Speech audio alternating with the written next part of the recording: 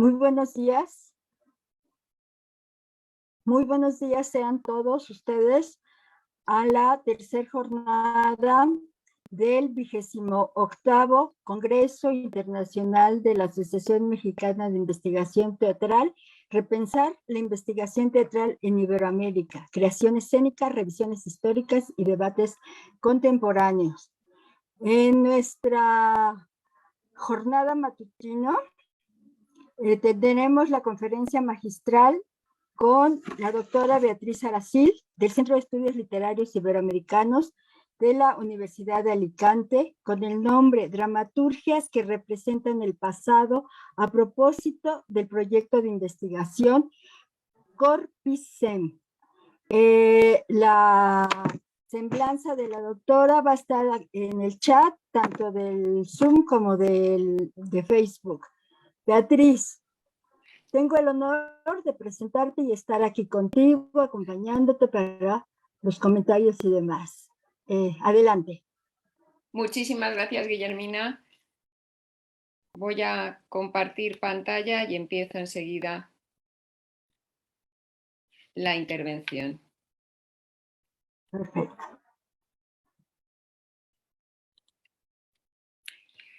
Bueno, quiero comenzar desde luego dando las gracias de corazón al comité organizador de este congreso por su invitación. Para mí es un privilegio impartir una conferencia magistral en el marco de la Asociación Mexicana de Investigación Teatral, que me ha visto nacer como estudiosa del teatro mexicano con aquel congreso de 1995 en el que yo todavía estaba desarrollando mi tesis doctoral sobre el teatro de evangelización en la Nueva España. No puedo evitar reconocer públicamente mi cariño por la MIT, que también ha tratado a esta gachupina, y por un buen número de sus integrantes a lo largo de estos años, entre ellos Guillermina, efectivamente, investigadores e investigadoras que han sido claves en mi trayectoria profesional y también personal. Bueno, sin más emociones, en el marco de un congreso dedicado a repensar la investigación teatral en Iberoamérica, lo que quiero presentaros en los próximos minutos es una parte, creo, importante de los objetivos y los resultados de un proyecto que coordinamos desde la Universidad de Alicante, Carmen Alemán y yo misma, denominado Construcción, Reconstrucción del mundo precolombino y colonial en la escritura de mujeres en México. El proyecto Corpicem que tienen aquí en la pantalla. Se trata de un proyecto en el que hemos pretendido desarrollar de forma sistemática una línea de trabajo que veníamos abordando en Alicante desde hace más de 20 años, que ha tenido a su vez proyectos con distintos títulos, pero que siempre ha estado vinculada a una unidad de investigación que se llama Recuperaciones del mundo precolombino y colonial en el siglo XX hispanoamericano, que es la unidad que ha venido dirigiendo el doctor José Carlos Rovira. No vamos a negar que por intereses personales vinculados a nuestras propias trayectorias académicas, al asumir la responsabilidad de esta nueva etapa, Carmen y yo hemos acotado nuestro corpus de trabajo a la escritura de mujeres y al ámbito mexicano. Y por los mismos motivos, sin abandonar otros géneros como la narrativa o el ensayo, hemos dedicado una especial atención, ella a la poesía y yo al teatro. Hace ya 4 años reunimos a un grupo de compañeros y compañeras excelentes, tanto de la propia Universidad de Alicante como de otras universidades europeas y americanas, y como podéis imaginar, pues con especial atención a las universidades mexicanas.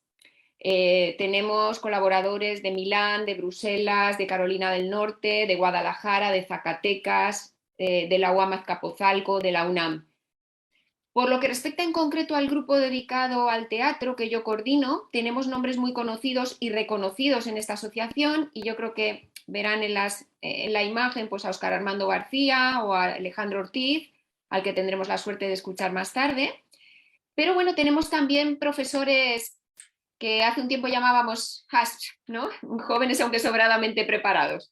Bueno, pues tenemos a Víctor Sanchís, a Sebastián Miras, a Mónica Ruiz, que también va a participar hoy en este congreso, e incluso se nos han ido uniendo por el camino jóvenes promesas que están realizando sus tesis doctorales, como Elena Aparicio o como Lidia Martí, que les habló la semana pasada de su investigación sobre la presencia del personaje de Quetzalcóatl en el teatro mexicano. Bien, la primera tarea del grupo fue la configuración de un corpus de textos y la elaboración de una página web en la que hemos ido volcando la información obtenida sobre los mismos. En esa web van a poder consultar los títulos localizados, una ficha de contenido, aquí les pongo un ejemplo de la mayoría de ellos, e incluso en algunos casos, si es posible, porque son libres de derechos o porque las propias autoras no los han cedido, los textos mismos dramáticos. Le repaso muy rapidita la lista de títulos del corpus. Hay alguno más porque esta lista es un poquito antigua. Bueno, si se dan cuenta, son más de 50 obras que recorren más de un siglo de producción teatral.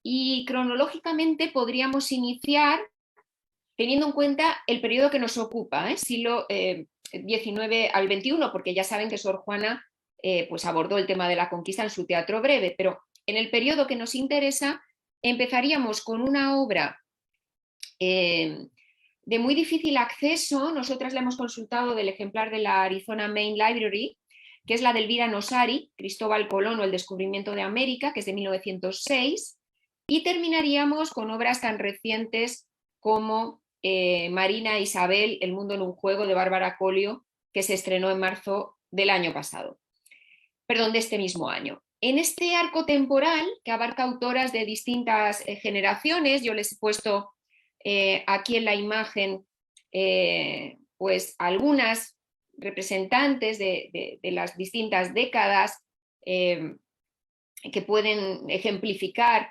ese periodo tan amplio. Bueno, pues encontramos géneros y temas muy diversos. Gracias a la sección de investigadores de la Facultad de Educación, que es la que coordina la profesora Mónica Ruiz, que les decía que va a hablar hoy mismo, hemos podido abordar de forma destacada un tipo de teatro especialmente querido para las dramaturgas, como es el teatro infantil y juvenil.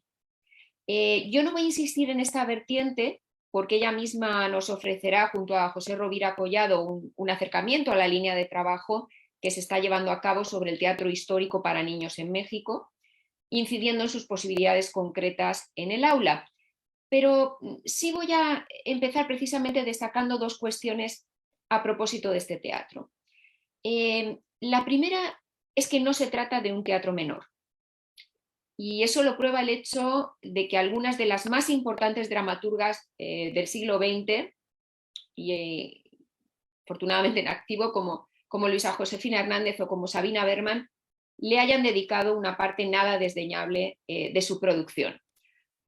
Por lo que respecta a Luisa Josefina, hay que destacar esa tetralogía sobre la historia de México, encargada por la Secretaría de Educación Pública para ser puesta en escena ante jóvenes estudiantes de educación secundaria en los años 60, de la que nos interesan Popol Vuh, La fiesta del mulato y Quetzalcóatl, en la que demuestra el rigor y también el distanciamiento crítico con el que aborda la historia. En una pieza como Quetzalcóatl, sobre la que volveré más adelante, la autora asume explícitamente el discurso histórico a través de citas textuales y de referencias en las acotaciones a trabajos de autores como los que ven en la imagen: Loret Sejourné, Alfonso Caso, Antonio Peñafiel, César Sáez o Miguel León Portilla. Y además lo refuerza con imágenes arquitectónicas o pictográficas que dan un sentido claramente didáctico a la puesta en escena. Bien, Luisa Josefina Hernández no tuvo gran éxito con esta producción didáctica, como ha tenido con otros muchos textos. De hecho, nos ha sido muy difícil obtener información sobre la obra que he citado, sobre Quetzalcóatl, porque al parecer se representó solo una temporada. Según la propia dramaturga, y la cito, se hizo muy mal, no le gustó cómo se representó y ella misma la retiró. Pero Berman sí ha logrado que los grupos teatrales pongan en escena sus obras ante un público infantil que se ha convertido en un fiel seguidor. El teatro que ha escrito para niños a partir de 1983, cuando estrenó La maravillosa historia del chiquito Pingüica, es, como nos advierte Mónica Ruiz, el más solicitado por los grupos y compañías dedicadas a producir teatro para este sector del público. De ahí que hayamos podido incorporar a nuestro catálogo, además de sus obras para adultos sobre la conquista y la colonia, las muy conocidas Águila o Sol y En el nombre de Dios, 2 piezas infantiles, la ya citada La maravillosa historia del chiquito Pingüica y Caracol y Colibrí, que son unas obras en las que Berman introduce a los más jóvenes en ese fascinante mundo prehispánico. Bien, vinculada a esa importancia del teatro dedicado a niños y jóvenes, el otro aspecto que quiero señalar es la manera en que alguna de estas obras ha podido contribuir al proceso de construcción identitaria nacional. Pienso especialmente en una breve pieza de Carmen Basurto, Los Reyes Aztecas y su obra, Escenificación en 3 cuadros, que está incluida en la unidad La Patria y los Héroes de su teatro infantil, en la que invita a los niños, cito, a conocer los hechos notables de nuestros antepasados de esta hermosa ciudad de México que se llamó la Gran Tenochtitlan. Y lo hace a través de la presentación de esos distintos soberanos aztecas. La obrita de Basurto no es una mera curiosidad.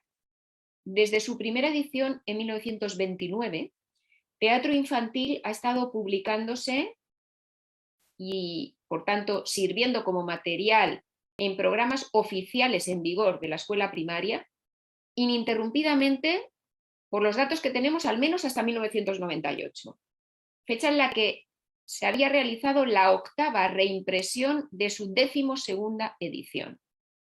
Insisto, su influencia en la formación de los mexicanos no debe menospreciarse. Y esta obra tiene un objetivo claro, que es exaltar los valores patrios y rechazar la conquista como un acto de usurpación de la náhuatl. ¿Qué imagen muestra de los 2 grandes protagonistas, de esos 2 grandes reyes aztecas que participan de algún modo en la conquista, de Moctezuma y de Cuauhtémoc? Pues una imagen totalmente opuesta. Como anuncia el personaje que encarna a la historia, la obrita culmina con la vida y la obra del gran rey Cuauhtémoc, que es símbolo de la nacionalidad, que es un personaje que por su lealtad, y estoy citando, a los principios de amor de esta nación, sufrió el tormento y la muerte a manos de Cortés. No voy a entrar ahora en las pequeñas licencias históricas porque en buena medida estas licencias se justifican por la simplificación que exige la brevedad de la obra y por el tipo de público. Fíjense en cómo muestra a Cuauhtémoc como héroe trágico nacional, en este poema que tiene que recitar los niños. Que este acto heroico a la historia asombre, ante el mundo entero, más que rey fue hombre, por siglos ejemplo para la niñez. Y fíjense en cambio cómo muestra a Moctezuma con esta durísima crítica. No merece que lo recuerden los mexicanos porque nunca sirvió con dignidad y honradez a su pueblo. Los conquistadores lograron penetrar a la Gran Tenochtitlan por su detestable espíritu supersticioso. Bien, lo que me interesa que vean es que los elementos de caracterización de estos 2 personajes que ofrece Basurto son en esencia los mismos que van a mostrar los dramaturgos posteriores para intentar ofrecer obras propiamente trágicas sobre la muerte de Cuauhtémoc como símbolo de la caída de Tenochtitlan, en el marco de creación de un verdadero teatro nacional, ese teatro que se empezó a crear a partir de los finales de los 40 y sobre todo en la década de los 50. Pienso especialmente en Usigli, con Corona de Fuego, pero también, por ejemplo, en el Cuauhtémoc de Fren Orozco Rosales. Es decir, es la misma caracterización. Y al mismo tiempo, por lo que respecta a Moctezuma, es precisamente la caracterización que va a tener que rebatir Sergio Magaña cuando se proponga ese personaje heroico en la obra cumbre del teatro, por lo menos una de las obras cumbres del teatro histórico mexicano, que es Moctezuma II. Basurto ha fijado ya una caracterización que va a permanecer por lo menos 50 años. Bien, la referencia a esta breve obra de Basurto sobre los reyes aztecas creo que nos puede servir entonces para plantear otra cuestión importante que hemos tenido que responder en el proyecto, que sería hay una preferencia por determinados temas y o personajes históricos en la dramaturgia de mujeres en México, y vinculado a ello, si esta escritura de mujeres ofrece una perspectiva diferente sobre la historia a la que muestran los dramaturgos. En este sentido, claro, tenemos que considerar que el corpus es necesariamente heterogéneo y por tanto resulta difícil generalizar, pero podríamos atrevernos a ofrecer algunas conclusiones. La primera, pues quizás sería, aunque parezca casi contradictorio, que el tema abordado por Basurto, este tema abocado al problema de la conquista española, es más bien excepcional en el teatro destinado a un público infantil y juvenil. Se justifica mucho más por el contexto postrevolucionario en el que se compone que por lo que pudiéramos considerar una marca de género. Lo habitual en las piezas de este tipo de teatro, en las posteriores, pienso en Luisa Josefina en los años 60, pero sobre todo en las autoras de los 80 y los 90, además de Sabina Berman, pues Maribel Carrasco, Patricia Ávila Díaz, Carmen de la Fuente, Bárbara Viterbo. Bueno, la finalidad didáctica de este tipo de teatro se orienta más bien hacia el conocimiento del mundo mítico y legendario prehispánico. Yo les señalo en la imagen pues esas leyendas vinculadas con la naturaleza, con los dioses mesoamericanos, como pueden ser Huitzilopochtli o sobre todo Quetzalcóatl, que son a menudo la base de los argumentos de estas piezas. Los trabajos de Lidia Martí, de Mónica Ruiz, nos han permitido el análisis más pormenorizado de estas obras dedicadas a Quetzalcóatl, a ese dios civilizador, ambiguo en su carácter humano y divino, que es protagonista de obras didácticas, en algunos casos para todo tipo de público, como podrían ser las obras Resurrección de Quetzalcóatl de Carmen de la Fuente o Quetzalcóatl regresa de Silvia Peláez, a las que se ha dedicado también nuestro compañero Sebastián Miras, y que continúa trayendo también a través de argumentos para los más pequeños, como el que tan originalmente plantea Tania Castillo en Meciendo Héroes, esta excelente dramaturga investigadora que además va a intervenir en la próxima mesa. Fue la ganadora del 25º concurso de textos teatrales dirigidos a público infantil de Navarra, y Meciendo Héroes se puso en escena en España en 2016 con mucho éxito. Por lo que respecta al teatro para adultos, además de los mitos y de las divinidades prehispánicas que también están presentes, podrían destacarse dos temas y con ellos dos personajes básicos.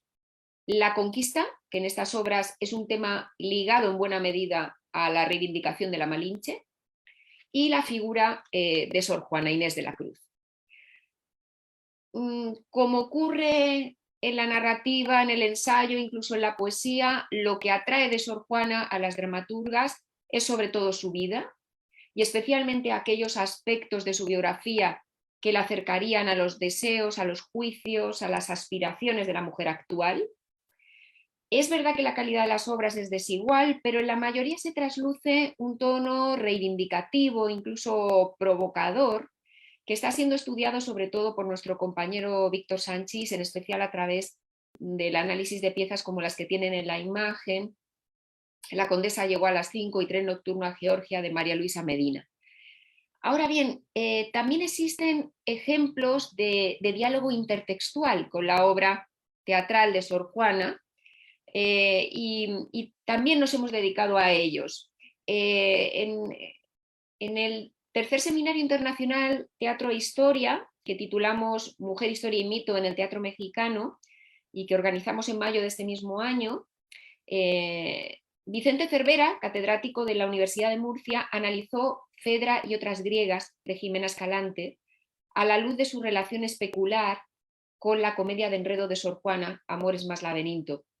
Esa relación tanto implícita como explícita intertextual se establece sobre todo a través de ese triángulo sentimental entre Teseo y las dos hermanas que se enamoran de él, Ariadna y Fedra, aunque evidentemente la Fedra de Escalante pues es una Fedra que se plantea desde una lectura feminista, pero es muy interesante observar también esta otra lectura de Sor Juana que va mucho más allá de la biográfica.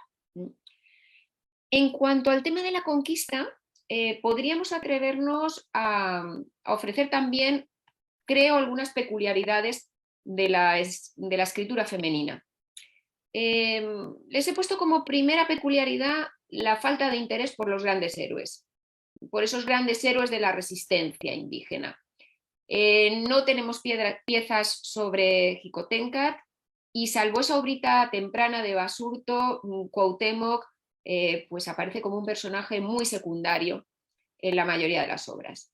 Sí tenemos, en cambio, esto es interesante, una reflexión sobre la cosmovisión indígena y sobre supervivencia, sobre ese trágico encuentro de dos mundos y sobre las consecuencias para el México contemporáneo, para el México de entonces y para el actual, de ese encuentro.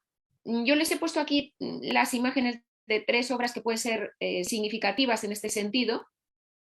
El modo en que Norma Román Calvo presenta el problema del mestizaje en ¿Dónde vas, Román Castillo?, del año 90, que ha sido muy bien analizado por Óscar Armando García en una de nuestras publicaciones recientes. La pervivencia de mitos híbridos, como La Llorona, que Alejandro Ortiz ha estudiado en las obras con ese título de Carmen Toscano y de Maricela Lara, o el concepto de guerra sucia que Juliana Faesler traslada en su Moctezuma II desde el siglo XVI hasta el México actual, que a mí me ha interesado especialmente. Una tercera característica vinculada a lo que estamos comentando, el tono reivindicativo de buena parte de las obras. La recreación del pasado se realiza desde un discurso dirigido sobre todo a denunciar, a rechazar, a subvertir el discurso patriarcal dominante. Y en esta misma línea, como les adelantaba, la recuperación del personaje de la Malinche es clave. La Malinche es un personaje que no siempre logra desprenderse de su caracterización de mujer enamorada. Pensemos, por ejemplo, en la Malinche de Margarita Urueta, pero que en la mayoría de las obras se nos muestra ya en su papel de traductora, de mediadora entre dos mundos, entre dos culturas, como ocurre en El sueño de la Malinche de Marcela del Río. Y de manera paralela podríamos decir entonces que aparece la imagen degradada de Hernán Cortés, que se había constituido a sí mismo como el gran héroe en las cartas de relación y que ahora va a simbolizar la opresión, la violencia del poder, enfrentado a su vez a otro poder, el que encarna el emperador azteca Moctezuma II, mucho más ambiguo en estas autoras, que quizás se muestra de manera más paradigmática en la obra de Águila o Sol de Sabina Berman, que conocen ustedes bien. Y puesto que acabo de citar la pieza de Berman, habría que concluir también que a partir del Eterno Femenino de Rosario Castellanos, que recuerden es del 75, y pensemos también que en el 67 Sergio Magaña había estrenado Los Argonautas. Bueno, lo que tenemos es una actitud satírica, desmitificadora, que se va a acentuar sobre todo en la década de los 80 con la irrupción de la posmodernidad y no lo olvidemos con la polémica generada en los años previos a esa descelebración del 5º centenario del descubrimiento en el 92. Montajes como el citado de Águila o Sol de Sabina Berman, o yo les pongo también en la imagen Malinche en Dios TV de Jesús A. Rodríguez, pues creo que son un claro ejemplo de la resignificación de personajes y del cuestionamiento de la historia oficial que se logra en esta época.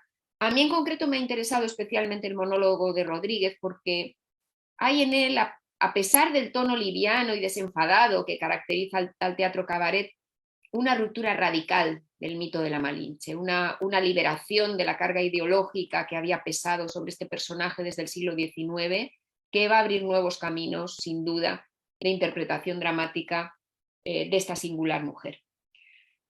A propósito de esos nuevos caminos, y sin abandonar la línea crítica y desmitificadora que venimos comentando, me parece sumamente interesante también una propuesta mucho más reciente, la de Juliana Faesler en Malinche Malinches, que como obra de teatro se estrena en 2010 que es una obra que muchos de ustedes habrán visto seguramente, es una obra que reconstruye de forma compleja y también con humor la figura de la Malinche histórica, pero en la que se van incorporando las voces de las mujeres anónimas de las más variadas condiciones que se enfrentan a la soledad, a la maternidad, a la violencia doméstica, a la tradición, a la sexualidad.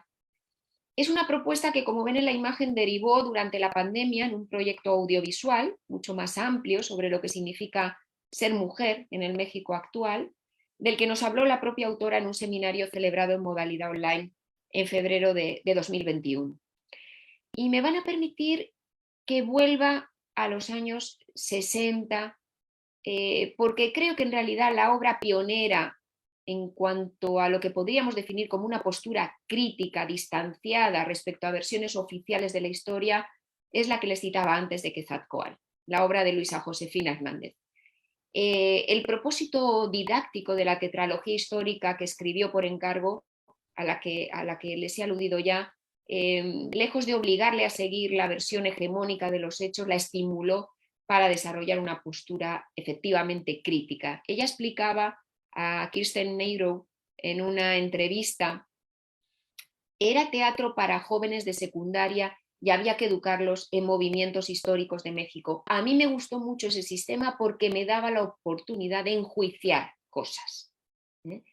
Ese juicio es fundamental en sus textos y es especialmente arriesgado en la obra que les comento, porque lo que rebate es precisamente algo casi indiscutible en el discurso ideológico posrevolucionario: la valoración moral del mundo prehispánico.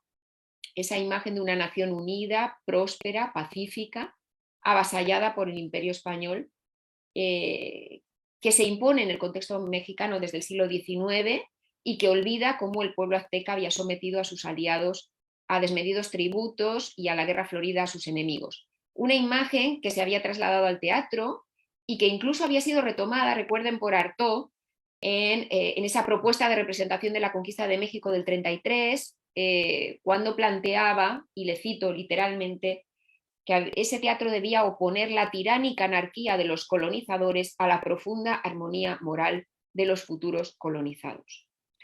En la segunda parte de Quetzalcóatl, en la que recorre la historia del pueblo azteca desde su llegada a Tenochtitlan hasta la destrucción a manos de los españoles, aparece un coro brechtiano de voces anónimas que establece un claro paralelismo entre las intenciones de los mexicas al instalarse en el Valle de México y las que más tarde se van a atribuir a los españoles. Yo les he puesto algunas de esas frases que va diciendo el coro. Ese hombre uno: venimos a conquistar el mundo, mira, los horizontes eran nuestros, les quitaremos sus dioses, sus creencias, sus palabras para hablar con los dioses. Bueno, toda esa intervención del coro, como ven, se repite exactamente en ese mismo coro cuando son los españoles los que invaden el Anáhuac. Y eso al final obliga al espectador a concluir, como señala Lidia Martí en un trabajo que les fotografío también ahí, que ambos pueblos han derramado sangre y han hecho que las gentes de México sean sus siervos. Y así la dramaturga, dice Martí, propone una superación del trauma de la conquista española, argumentando que la historia de México, y si se quiere la de todos los pueblos, no es más que una sucesión de invasiones que reflejan una lucha constante por el poder. Es una perspectiva que va a retomar su compañera de generación, Marcela del Río, en otros géneros, pero también en teatro, cuando compone Tlacael, el poder detrás del trono, tragedia histórico-mítica en un prólogo y 2 actos, que es del año 88. Una obra que no solo cuestiona el ejercicio del poder del pueblo mexica, sino que, como explica Víctor Sanchís en la conferencia que también pueden consultar, busca presentar a los mexicanos y sobre todo a su clase política como herederos de comportamientos recurrentes desde tiempos inmemoriales que se han mantenido firmes pese a la caída de todos los imperios. Bien, como el proyecto está ya tocando a su fin, al menos en esta primera parte, en la web pueden consultarse y ver en vídeo algunas de las actividades que hemos realizado sus integrantes de forma individual o conjunta, y también se pueden leer, o al menos se dan las referencias concretas de la publicación en papel de los trabajos de investigación desarrollados en este tiempo. Como estamos ya terminando, les voy a mostrar entre estos trabajos algunos que yo destacaría. En primer lugar, los seminarios sobre teatro e historia a los que he ido aludiendo en mi exposición. El segundo y el tercero pueden consultarse íntegros en el canal de YouTube y ahí van a ver, por ejemplo, las conferencias de Alejandro Ortiz, de Óscar Armando García, de Gillette Vieira, pero también las entrevistas a autoras como Juliana Faesler, como Patricia Ávila, como Tania Castillo o como Silvia Peláez.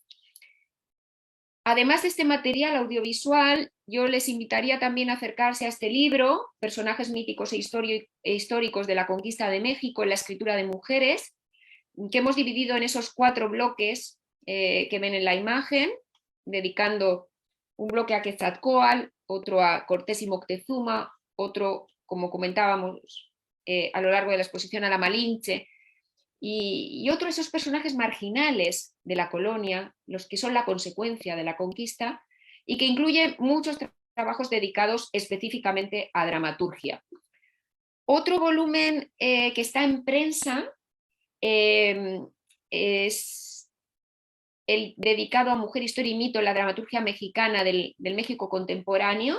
Se va a publicar en Tirán lo Blanc y esperamos que esté dentro de poquitos meses.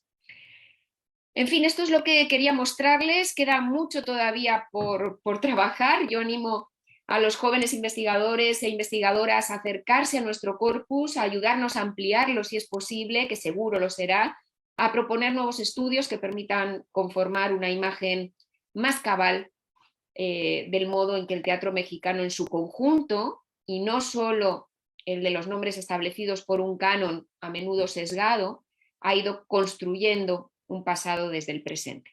Muchas gracias. Muchísimas gracias, muchas gracias, Beatriz. Qué síntesis, realmente. Me encanta. Yo, para mí, bueno, vayamos a escuchar lo que dicen los compañeros y luego hago mis comentarios. Tenemos algunas desde Facebook. Xochicali Chávez dice, muy interesante la conferencia. Tania Castillo, Beatriz, muchísimas gracias por esta labor titánica de difusión, divulgación del teatro en historia. Me siento agradecida. No sé si aquí dentro del Zoom hay alguna pregunta. ¿Alguien que levante la mano? Porque si no, entonces yo sí haré mis comentarios. Bueno, hay que insistir, Guillermina, hay que insistir en que efectivamente es un trabajo de grupo. Es un trabajo de grupo y en estos 3 años y medio, casi 4 años, no hemos podido abarcarlo todo. Lo que necesitamos efectivamente es que haya más investigadores e investigadoras que ahonden en estas obras. Incluso ha sido difícil localizar. Pero son bastantes. Sí, son muchas. Sí. Pero son también bastantes investigadores participando, ¿no? Sí, pero el grupo de teatro no es todo el grupo. Como veis, claro, como tenemos que dividirnos en los distintos géneros, el grupo de teatro lo constituyen unas 10 personas y como os digo, la suerte que hemos tenido es que se nos han ido uniendo pues investigadores e investigadoras de distintos lugares que no estaban en un principio en esa foto inicial del proyecto, pero que después han colaborado bueno, con muchísimas ganas y con excelentes resultados. Bueno, sí, hay quien quiere preguntar. Zaida Godoy, te quiere preguntar algo. Adelante, Zaida. Hola, perdón, no sabía si escribirlo en el chat o si así está bien, Guillermina. Está no bien. Me estaba tardando mucho en escribirlo. Mejor así, creo yo, ¿no? Sí, Muchas adelante. Gracias, Beatriz, qué interesante esto. ¿Sabes qué estaba pensando?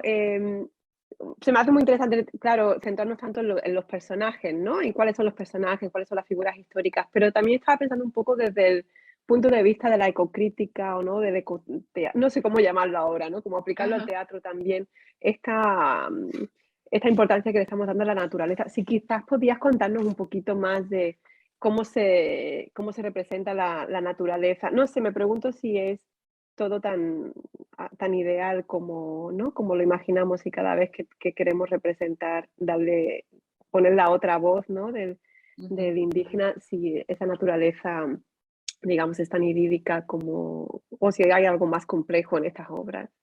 Bueno, el tema de la naturaleza se aborda relativamente en el teatro. Hay algunas obras, como os decía, que se dedican a las leyendas y a los mitos prehispánicos o leyendas que han pervivido a lo largo del tiempo. Y en ese caso sí es cierto que aparece una naturaleza bastante idealizada. Pues yo pienso, por ejemplo, sin ser una obra dedicada al mito prehispánico como tal, una obra como Malinche, no sé si recordarás, si la has visto poner en escena, que empieza en un espacio absolutamente urbano y acaba convirtiendo a los personajes en casi una mimetización de la naturaleza, de unas mazorcas de maíz que van surgiendo en el escenario.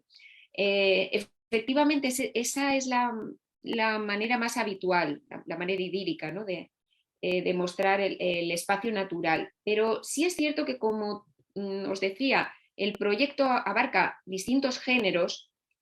En el ámbito poético, Carmen Alemán está trabajando a las escritoras que en sus propias lenguas indígenas están reflejando su relación con el espacio natural, que desde luego es mucho más complejo de lo que aparece en estas piezas en las que lo que se recupera es el pasado como tal, ¿no? Es decir, no es lo mismo representar una leyenda, sea el nacimiento de Huitzilopochtli, que volcar en un poema tu experiencia personal de relación con el espacio natural, que es parte de ti. Hemos trabajado con estas autoras, han sido generosísimas, no solamente nos han pasado sus textos, sino que podéis ver incluso algunos vídeos en los que ellas recitan sus poemas en su propia lengua, y se puede escuchar en alguno de ellos incluso el ruido de las hojas de los árboles, ¿no?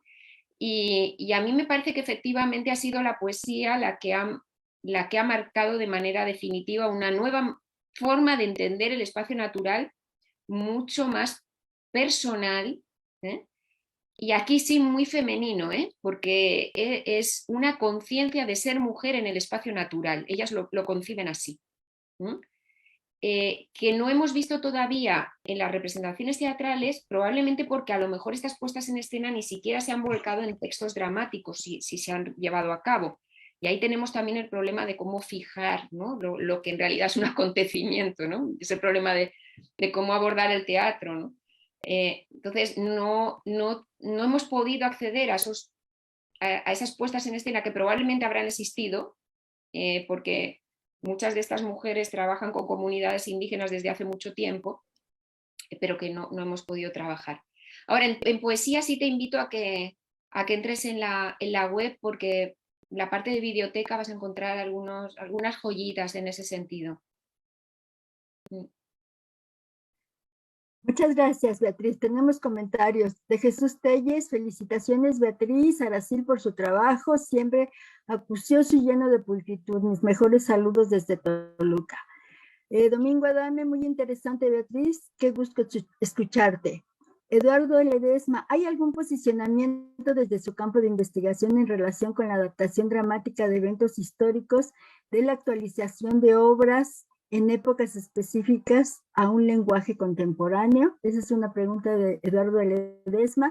Rocío nos comparte el sitio web del proyecto, y Susana Báez también pregunta: ¿cómo se aborda el tratamiento del cuerpo femenino en la dramaturgia contemporánea desde los derechos productivos, siendo una de las luchas actuales feministas en Latinoamérica? Gracias por sus aportes. Y Zaida nos sigue comentando: quizás estaría interesante incluir también el trabajo de directoras y escenógrafas. Diana Ham, de Verónica Alvarado, de Facebook: ¿cuál es el panorama del teatro para niños para tomarse en Espacio Potencial de Crítica de las Visiones Históricas Oficiales. Bueno. Muchas gracias, Guillermina. Bueno, un abrazo fuerte a Jesús Tellez y a Domingo Adame, buenísimos amigos y como comentábamos, de hace ya muchos años. Bueno, Eduardo, en cuanto al posicionamiento en relación con la adaptación dramática, nosotros analizamos cómo escriben las autoras, qué propósito tienen, qué recursos utilizan, pero no entramos a juzgar el lenguaje que utilizan como tal. Sí lo estudiamos, pero no lo juzgamos. Pongamos, por ejemplo, pues una obra como la de Norma Román Calvo, la que comentábamos de Dónde va Román Castillo, que intenta imitar el lenguaje del siglo XVI, que es una obra excelente. Nosotros registramos ese manejo del lenguaje, igual que registramos, por ejemplo, como Juliana Faesler en obras como Nezahualcóyotl o Moctezuma II intenta recrear la lengua náhuatl. Lo registramos, pero no entramos a valorar. Y no entramos a valorar entonces tampoco si hay una excesiva actualización del lenguaje. Sabemos que es un debate para la puesta en escena, que ese debate existe, pero para nosotros no es relevante en la medida en que nosotros registramos y observamos. Susana, por lo que decías del cuerpo femenino, la reflexión sobre el cuerpo femenino efectivamente se está dando mucho en todos los géneros y también, curiosamente, a propósito de las temáticas históricas. Las obras que estamos encontrando, sobre todo a partir, como os decía, de los 90 para acá, sí tienen una reflexión en torno al cuerpo. Y cuando Juliana Faesler nos impartió el taller en el que nos habló de Malinche Malinches, precisamente intervinieron algunas expertas sociólogas, antropólogas, que nos hablaron también de estas cuestiones y de cómo se están reflejando en la escritura, en los performances y en general en otras actividades que incorporan de alguna manera también la teatralidad. Es un tema que está, por supuesto, en auge, no solamente en México, en toda Latinoamérica, claro, pero creo que en México está dando lugar a muestras muy, muy interesantes. O sea que sí creo que es un tema clave. Las directoras y las escenógrafas efectivamente son un punto que hemos estado planteando. No hemos podido abordarlas casi nada en esta primera fase del proyecto. Es algo que estuvimos hablando Alejandro Ortiz, Óscar Armando García y yo desde el primer año. Ellos además nos aportaron algunas escenógrafas claves, sobre todo por lo que tenía que ver con la recuperación del mundo maya y en general prehispánico, porque la zona de Yucatán, de Chiapas, tiene algunas figuras fundamentales, pero no pudimos abordarlas en esta fase, entre otras cosas porque la pandemia nos pilló por en medio y no pudimos hacer las estancias en México que queríamos realizar. Ni siquiera los compañeros mexicanos pudieron hacer esas indagaciones, con lo cual nos quedó la asignatura pendiente y desde luego la tenemos más que apuntada, efectivamente. Y en cuanto a la visión crítica que pueda ofertar el teatro para niños, como os comentaba en mi exposición, la potencialidad es enorme, pero lo cierto es que ahora mismo ese teatro para niños, más que una postura crítica, lo que está adoptando es una postura didáctica vinculada a educar en lo que ha sido el mundo indígena y prehispánico, sobre todo, ¿de acuerdo? El teatro, el más actual, el que tiene que ver con las 3 últimas décadas, podríamos decir, está mucho más volcado a mostrar esa realidad y a veces a intentar mostrar personajes que podrían ser complicados para la mentalidad infantil, ¿no? Pues pensemos en algunos dioses prehispánicos, de una manera que ellos puedan comprender, que los niños puedan comprender. Se están haciendo cosas muy interesantes, más, como os digo, didácticas que críticas, ¿no? Creo que la postura de Luisa Josefina también estaba muy enfocada a un público que estaba ya en ese límite, ¿no? Era ese público de secundaria con una capacidad crítica también en sí mismo. Y muchas de estas obras, en cambio, están dirigidas a un público infantil entre los 8 y los 12 años, ¿no? O incluso entre los 6 y los 12 años. Entonces, bueno, incluso si queréis podéis retomar este tema también con Mónica Ruiz y con José Rovira cuando lo aborden en la mesa siguiente. Bueno, en esta no, en la siguiente, yo creo que podéis hablarlo también con ellos. Pero así es como lo veo yo. Beatriz, muchísimas gracias. Yo te quiero comentar que, y en el mismo sentido de lo que dice Diana, me parece que lo que arroja tu conferencia justamente es la potencialidad didáctica de este tipo de teatro, ¿no? Esa potencialidad que se puede usar, es decir, para mí fue muy claro cómo el teatro sí puede tener su efecto didáctico a nivel histórico en un público, y en este sentido sería el público infantil, ¿no? Por un lado, y por otro lado, esa crítica de la que hablabas de esta Luisa Josefina, que en esa entrevista dice, puedo enjuiciar, creo que toma también el sentido del teatro antihistórico de Usigli, porque para él era decir, este teatro que es la versión verdadera, ¿no? Desde su punto de vista, en oposición al teatro oficial. Entonces, me parece muy, muy interesante ese cruzamiento y verlo también en Luisa Josefina Hernández, ¿no? Bueno, muchísimas gracias, Beatriz. Bueno, muchísimas gracias. Y muy rápidamente, Guillermina, yo creo que si Usigli hizo una gran labor en este sentido, creo que habría que reivindicar la labor de Sergio Magaña, porque sin Magaña no habría habido una verdadera postura crítica. Yo creo que Usigli revolucionó, por supuesto, el hecho teatral mexicano, pero sin Magaña no habríamos tenido a los autores que después verdaderamente sí crearon una actitud crítica y desmitificadora, como Luisa Josefina. Gracias, sí. Bueno, creo que no tenemos más preguntas ni comentarios. No sé si dentro del Zoom haya algún otro comentario o pregunta. Tenemos otra de Facebook. Ah, sí, Diana. Dice Silvano Héctor, si la escritura masculina será otro proyecto complementario. Gracias.